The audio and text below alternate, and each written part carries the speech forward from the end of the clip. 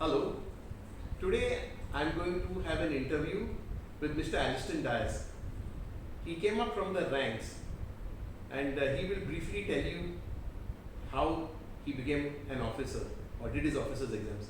Hello, Aliston. Hi. So today I'm having a small interview with you just so that you can tell the people the way how you came into shipping, what got your interest into shipping and how you came into shipping.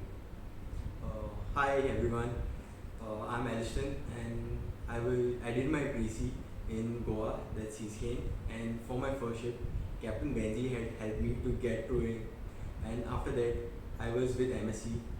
From there I completed my sea time, I went to UK, answered my exams for the second mates, and now I'm here and I'm like Yeah, how did you, what gave you the idea to be your second mates? Was it always in your mind that you will become an officer or did it happen when you were on board?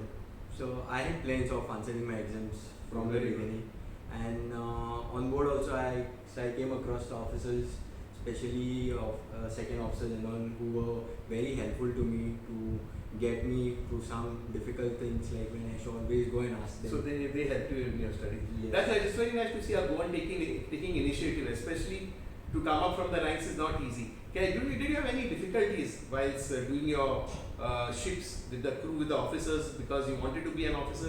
Did anyone dissuade you or anyone stopped encouraging you or they did not encourage you? What is it? They helped you?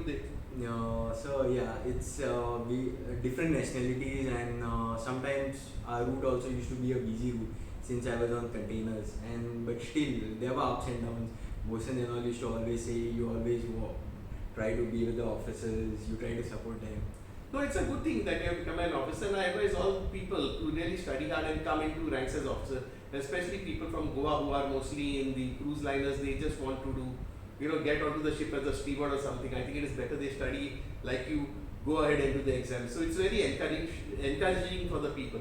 Can you tell me, now that you have finished your second mates, is it easy to get a job?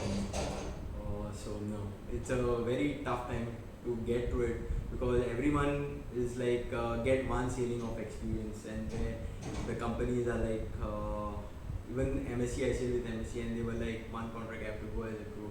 See, I don't understand why when you are to the same company, they should at least take you and give you an opportunity. But many of the companies have stopped taking people from the ranks unless it's their own company.